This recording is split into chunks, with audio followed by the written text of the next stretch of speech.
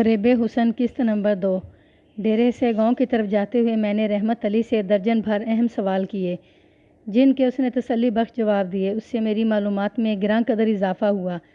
میں آگے چل کر یہ انکشاف مناسب موقع پر کرتا جاؤں گا۔ آپ اسے کہانی نویسی کا تقاضا سمجھ لیں۔ چودھری غنی نے مجھ سے کہا تھا کہ جائے واردات سے فارغ ہونے کے بعد میں سیدھا حویلی میں آؤں، لیکن پہلے میں نے بشارت کی خبر گیری ضروری سمجھی۔ چودھری کی زبانی مجھے معلوم ہو چکا تھا کہ بشارت گھر میں موجود تھا اور نہ ہی کھیتوں میں کہیں دکھائی دیا تھا۔ بہرحال پوچھتے پاچھتے میں بشارت کے گھر تک پہنچ گیا۔ بشارت کا گھر لگ بھگ گاؤں کے وسط میں واقع تھا اور اس کے دروازے پر پہنچتے ہی مجھے اندازہ ہو گیا کہ اندر بہت سے لوگ موجود ہیں۔ میں نے متعدد افراد کو آپس میں تیز تیز باتیں کرنے کی آوازیں سنیں۔ میری دستک کے جواب میں درمیانے قد کے ایک شخص نے دروازہ کھولا اور مجھ پر نگاہ پڑتے ہی وہ گھبرا گیا۔ اس کے رد عمل نے مجھے چونکنے پر مجبور کر دیا۔ کیا بشارت تمہارا ہی نام ہے؟ میں نے اسے تیز نظر سے گھورا۔ میں یہی سمجھا بشارت گھر آ گیا ہے۔ مجھے دیکھ کر اس کے چہرے پر نمودار ہونے والی گھبراہٹ بھی اسی جانب اشارہ کرتی تھی۔ اس شخص نے میرے سوال کا جواب دیتے ہوئے بتایا، میں فرمان ہوں جی، بشارت کا سانڈو۔ بشارت کو باہر بھیجو، میں نے فرمان سے کہا۔ کیا وہ گھر میں ہے؟ بشارت کے ہم زلف نے جواب دیا، وہ تو ابھی گھر نہیں پہنچا، ہم بھی اسی کا ہی انتظار کر رہے ہیں۔ وہ ادھر کھیتوں میں بھی نہیں۔ میں نے فرمان کی آنکھوں میں دیکھتے ہوئے کہا، کہاں چلا گیا ہے؟ ہمیں کچھ خبر نہیں اس کی۔ وہ سراسیمہ نظر سے مجھے دائیں بائیں گلی میں دیکھتے ہوئے بولا، پھر مجھ سے کہنے لگا، آپ اندر آ جائیں جناب، تھوڑی دیر آپ اور یہاں کھڑے رہے تو گلی میں میلہ لگ جائے گا۔ تمہارے ساڈو نے ایسا کارنامہ انجام دیا ہے کہ میلہ تو لگنا ہی ہے نا؟ میں نے گھر کے اندر داخل ہوتے ہوئے سرسری انداز میں کہا۔ وہ الجھن زدہ لہجے میں بولا، مجھے یقین نہیں آ رہا، بشارت ایسی حرکت بھی کر سکتا ہے۔ تھوڑی دیر بعد میں بشارت کی بیٹھک میں کرسی پر بیٹھا تھا۔ میرے علاوہ فرمان اور اس کی بیوی کبرا بھی وہاں موجود تھے۔ اپنے 3 بچوں کو انہوں نے گھر کے اندرونی حصے تک محدود کر دیا۔ میری آمد سے قبل اس گھر کے اندر جو پاس پڑوس والے جمع تھے، فرمان نے انہیں رخصت کر دیا۔ میرا نام ملک صفدر حیات ہے، میں نے ٹھہرے ہوئے لہجے میں اپنا تعارف کرایا۔ میں قصبہ نجیب آباد کا تھانہ انچارج ہوں۔ آپ لوگوں کو گاؤں موزہ ٹبی میرے تھانے کی حدود میں آتا ہے۔ فرمان نے بڑے سنجیدہ انداز میں اپنے سر کو اثباتی جنبش دی، لیکن منہ سے کچھ نہ بولا، مگر اس کی بیوی کبرا خاموش نہ رہ سکی۔ وہ احتجاجی لہجے میں مجھ سے مستفسر ہوئی، اس کی آواز میں گہرا دکھ رچا بسا تھا۔ تھانے دار صاحب، آپ نے قانونی کارروائی میں اتنی جلدی کیوں کی؟ کم از کم بشارت کے آنے کا انتظار تو کر لیتے۔ لاشیں تو بعد میں بھی ہسپتال بھجوائی جا سکتی تھیں۔ میں تو اپنی بہن کا منہ بھی نہیں دیکھ سکی، وہ روحانسی ہوگی۔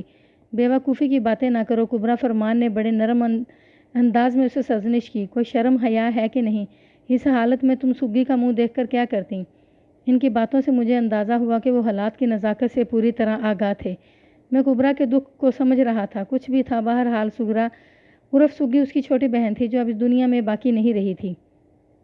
یہ ایسا واقعہ ہے کہ مقتولین کی لاشوں کو زیادہ دیر تک جائے واردات پر رکھ کر تماشا نہیں بنایا جا سکتا تھا، میں نے سمجھانے والے انداز میں کہا۔ اوپر سے شدید گرمی کا موسم بھی اس بات کی اجازت نہیں دیتا۔ بہرحال میں نے جملہ ادھورا چھوڑ کر کبرا کی طرف دیکھا اور تسلی آمیز لہجے میں کہا، فکر نہ کرو، پوسٹ مارٹم کے بعد مقتولین کی لاشیں ان کے ورثاء کے حوالے کر دی جائیں گی، پھر تدفین سے پہلے تم اپنی بہن کا منہ دیکھ لینا۔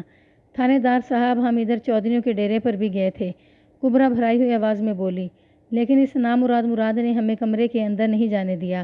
خدا کا غضب ہے، میری چھوٹی بہن قتل ہوگی اور مجھے اس کی لاش تک جانے سے روکا جا رہا ہے۔ تمہارا دماغ خراب ہو گیا ہے کبرا، فرمان نے قدرہ سخت لہجے میں کہا۔ حالات کو سمجھنے کی کوشش کرو، تم اس وقت بہت جذباتی ہو رہی ہو۔ سگی نے تو ہماری ناک کٹوا دی ہے، شور شرابہ مچا کر تم باقی کی کسر پوری کرنا چاہتی ہو۔ فرمان کا آخری جملہ تلخی سے بھرا ہوا تھا۔ وہ اپنی باتوں سے مجھے ایک معقول اور سمجھدار آدمی لگا۔ حالات کی نزاکت کو اس نے بڑی گہرائی سے محسوس کر لیا تھا، اسی لیے ایک ایک جملہ ناپ تول کر ادا کر رہا تھا۔ میں نے کبرا کی تشفی کی خاطر ٹھہرے ہوئے لہجے میں کہا، بی بی، میں کوئی تم لوگوں کا دشمن نہیں ہوں۔ مراد کو چودھری غنی ہی نے وہاں متعین کیا تھا۔ مقتول مشتاق کی بیوی بلقیس بھی اپنے شوہر کا منہ دیکھنے وہاں پہنچی تھی، لیکن آپ لوگوں کی طرح مراد نے بلقیس کو بھی کمرے کے اندر قدم نہیں رکھنے دیا۔ پھر میں نے فرمان کی جانب اشارہ کرتے ہوئے کہا، تمہارا شوہر عقل مند ہے، یہ بالکل ٹھیک کہہ رہا ہے۔ تم جذبات میں بہنے کی بجائے حالات کو سمجھنے کی کوشش کرو۔ یہ جو کچھ بھی ہوا ہے اس میں سب سے زیادہ بدنامی آپ لوگوں کی ہی ہے۔ پتہ نہیں میری بات اس کی عقل میں بیٹھی کہ نہیں۔ بہرحال وہ خاموش ہو کر گاہے گاہے نفی میں سر ہلانے لگی۔ فرمان میری جانب متوجہ ہوتے ہوئے بولا، ملک صاحب، آپ کی باتوں سے میں نے محسوس کیا ہے کہ آپ اس دوہرے قتل کے سلسلے میں بشارت پر شک کر رہے ہیں۔ کیا میں بشارت پر شک کرنے میں حق بجانب نہیں ہوں؟ میں نے اس کی بات کا جواب دینے کی بجائے الٹا سوال کر دیا تو وہ جذب ہو کر رہ گیا۔ لجاجت آمیز لہجے میں بولا، میرا مطلب ہے بشارت اتنا بہادر نہیں ہے۔ میں نے واضح طور پر محسوس کیا کہ وہ بہادر کی بجائے لفظ غیرت مند استعمال کرنا چاہتا تھا، لیکن کبرا کی موجودگی کے سبب اس نے جملے میں رد و بدل کر دیا تھا۔ سگی کے علاوہ والی کردار کے بارے میں رحمت علی نے بھی مجھے بہت کچھ بتایا تھا، اور اب فرمان کے رویے سے بھی میں نے محسوس کیا کہ وہ اپنی سالی کی حرکتوں سے خوش نظر نہیں آتا تھا۔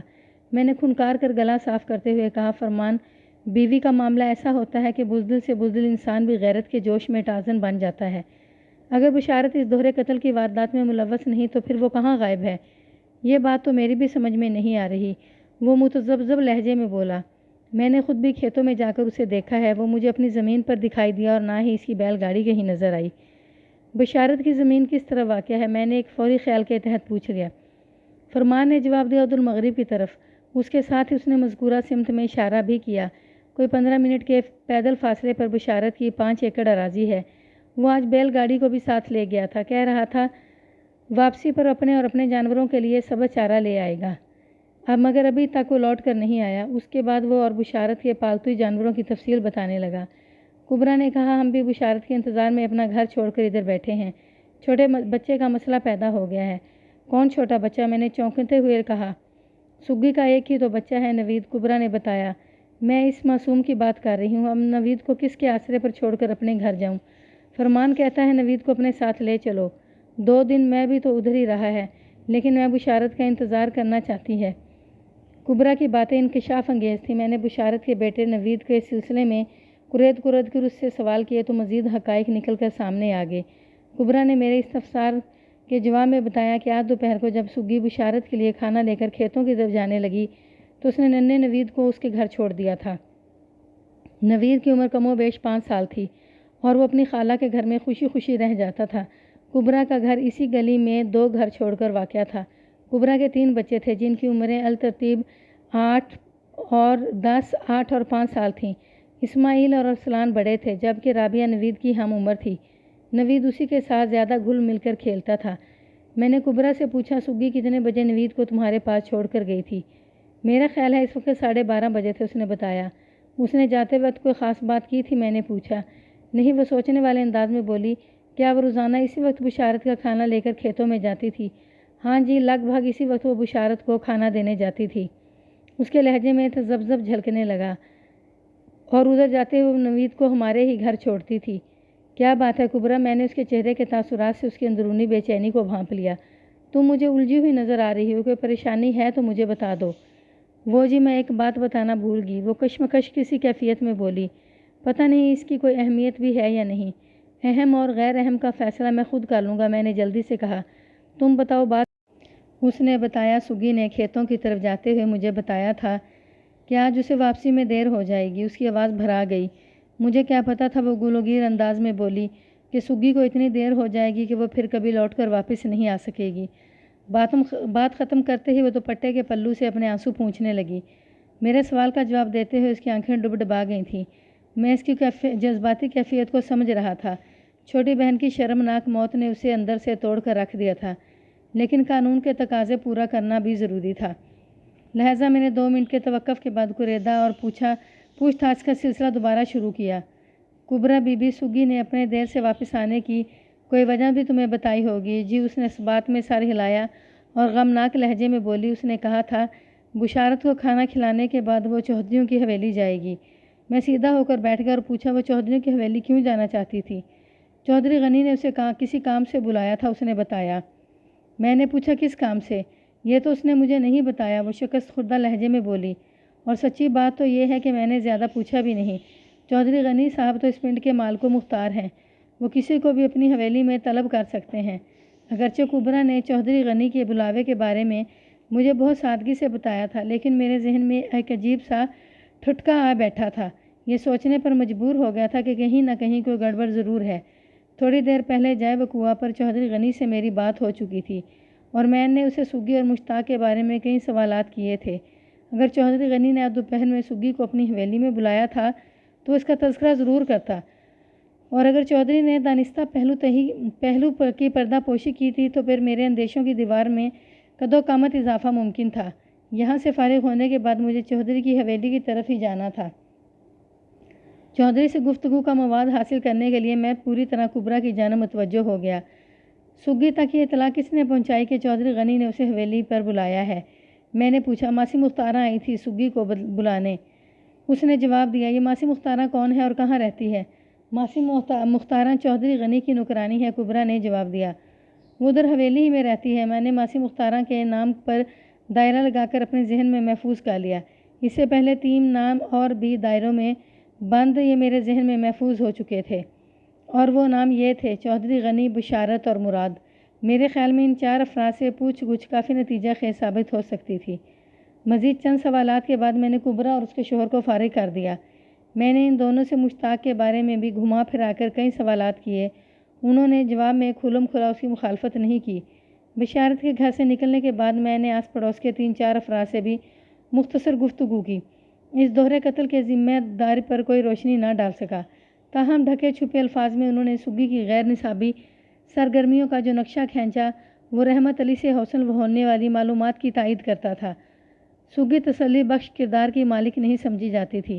میں چودھری غنی کی حویلی کی طرف جانے لگا تو کبرا کا شوہر فرمان بھی میرے ساتھ ہو لیا۔ اسی وقت ایک گورا چٹا معصوم سا بچہ دروازے میں نمودار ہوا اور فرمان کی طرف دیکھتے ہوئے بولا: خالو، میری اماں اور ابا کب آئیں گے؟ مجھے یہ سمجھنے میں ذرا بھی دقت محسوس نہ ہوئی کہ وہ بشارت کا بیٹا نوید تھا۔ میں نے اس بچے کی عمر کا اندازہ 5 اور 6 سال کے درمیان قائم کیا۔ اس کے مختصر اور سادہ سے سوال میں دنیا جہان کی تشویش رچی بسی تھی۔ اس معصوم صورت کو دیکھ کر میرا دل کٹنے لگا۔ اس نے اپنی ماں اور باپ کے بارے میں بڑی چاہت سے استفسار کیا تھا۔ اس کے ننھے سے ذہن اور نازک سے دل کو کیا معلوم کہ اس کی ماں اب کبھی واپس نہیں آئے گی، اور باپ اگر اس واردات میں ملوث ہے تو پتہ نہیں وہ کتنے شب و روز جیل کی سنگلاخ اور بے رحم دیواروں کے پیچھے گزارے گا۔ ماں باپ کے افعال اور اعمال میں ننھے نوید کا کوئی حصہ نہیں تھا، مگر اس افعال اور اعمال کے نتائج سے وہ محفوظ نہیں رہ سکتا تھا۔ اس نوعیت کے معاملات میں قدرت کی مصلحتوں کو سمجھنا بہت دشوار ہو جاتا ہے۔ اگر ایمان میں کوئی کجی یا کمزوری موجود ہو تو ایسے مواقع پر انسان کو گمراہ ہوتے ہوئے ایک لمحہ نہیں لگتا۔ میں بے اختیار آگے بڑھا اور نوید کے سر پر ہاتھ پھیرتے ہوئے کہا: بیٹا، ہم تمہارے اماں اور ابا کو ڈھونڈنے جا رہے ہیں۔ تم اندر جا کر اپنی خالہ کے بچوں کے ساتھ کھیلو۔ میں اس موقع پر اس سے زیادہ اور کیا تسلی دے سکتا تھا؟ اس نے سر تاپا میرے سراپا پر ایک گہری نظر ڈالی اور بڑی سنجیدگی سے پوچھنے لگا: اماں ابا کہاں گم ہو گئے ہیں؟ ہم پتہ چلانے کی کوشش کر رہے ہیں، میں نے گول مول انداز میں کہا۔ آپ پولیس والے ہیں؟ اس کی ویران آنکھیں مجھ پر ٹک گئیں۔ اس کے سوال سے مجھے اندازہ ہوا کہ گھر کے اندر میری آمد کے بعد پولیس کا تذکرہ ضرور ہوا ہوگا۔ میں نے ایک مرتبہ پھر نوید کے سر پر شفقت بھرا ہاتھ پھیرا اور اس کے سوال کے جواب میں اسی انداز سے کہا: جی بیٹا، میں پولیس سے ہوں۔ مجھے آپ سے تو بالکل ڈر نہیں لگ رہا، وہ عجیب سے لہجے میں بولا۔ آپ تو بہت اچھے ہیں، لوگ پولیس سے کیوں ڈرتے ہیں؟ اس نے کہا: لوگ پاگل ہیں۔ اس سے پہلے کہ نوید مجھ سے معصومیت بھرا کوئی اور سوال کرتا، فرمان نے اسے آنکھیں دکھائیں اور قدرے سخت لہجے میں کہا: نوید، تم سے کہا ہے نا اندر جاؤ۔ لوگ پاگل ہیں، لوگ پاگل ہیں۔ وہ تالی بجا کر میرے کہے ہوئے جملے کو دہراتے ہوئے گھر کے اندر غائب ہو گیا۔ یہ اس کی غیر ارادی اور بچگانہ حرکت تھی، لیکن غور و فکر کرنے والا ذہن اسے معاشرے پر ایک گہرے طنز سے تعبیر کر سکتا تھا۔ بچپن کتنا بے فکرہ ہوتا ہے! نوید کا معصوم ذہن اس حقیقت کا ادراک نہیں کر سکتا تھا کہ حالات کی ایک شفاف کروٹ نے اس کے نازک اور گداز قدموں کے سامنے کون سی پرخار راہ بچھا دی تھی۔ فرمان میرے ساتھ چودھری غنی کی حویلی تک آیا۔ میں نے رخصت کرتے وقت اسے ہدایت کی: تم بشارت کے گھر میں ہی رہنا، جیسے وہ واپس آئے مجھے فوراً اطلاع کرنا، میں ادھر چودھری کی حویلی میں ہی بیٹھا ہوں۔ ٹھیک ہے سرکار، میں آپ کے حکم کی تعمیل کروں گا، اور نوید کا بہت زیادہ خیال رکھنا، میں نے تاکیدی انداز میں کہا۔ وہ بہت معصوم اور پیارا بچہ ہے۔ جی، وہ میرے اپنے بچوں جیسا ہی ہے۔ فی الحال سگی کے قتل کا ذکر اس کے سامنے کرنا مناسب نہیں، میں نے ٹھہرے ہوئے لہجے میں کہا۔ اس سلسلے میں تم اپنی بیوی کو بھی اچھی طرح سمجھا دینا۔ آپ فکر نہ کریں جناب، وہ پروسوخ انداز میں بولا۔ ادھر کے معاملات کو میں سنبھال لوں گا۔ میں مطمئن ہو گیا۔ چودھری غنی نے بڑے اتفاق سے میرا استقبال کیا اور مجھے ایک سجے سجائے ڈرائنگ روم میں لا بٹھایا۔ گاؤں اور دیہات میں ڈرائنگ روم کو بیٹھک کہا جاتا ہے۔ چودھری غنی کی بیٹھک آرائش و سجاوٹ کے اعتبار سے ایسی عالی شان تھی کہ اسے دیکھ کر اندازہ ہوتا تھا کہ چودھری غنی واقعی وہاں کا مالک و مختار ہے۔ آپ کی ٹانگ کا اب کیا حل ہے چودھری صاحب؟ میں نے دریافت کیا۔ اس نے اپنی دائیں ٹانگ پر اس طرح ہاتھ پھیرا جیسے میرے یاد دلانے سے اسے یاد آ گیا ہو کہ اس کی مذکورہ ٹانگ کسی مرض میں مبتلا ہے۔ تھوڑا آرام ہے، اس نے سرسری انداز میں کہا۔ پھر مجھ سے پوچھا، آپ بتائیں بندہ قابو آیا کہ نہیں؟ کون سا بندہ چودھری صاحب؟ میں نے بے ساختہ پوچھا۔ ملک جی، میں بشارت کی بات کر رہا ہوں۔ اوہ اچھا وہ، میں نے یہ چونکے ہوئے لہجے میں کہا۔ پھر بتایا، ابھی تک تو وہ واپس نہیں آیا۔ ویسے میں نے ایسا بندوبست کر دیا ہے کہ وہ جیسے ہی گاؤں میں قدم رکھے گا مجھے اس کی خبر ہو جائے گی۔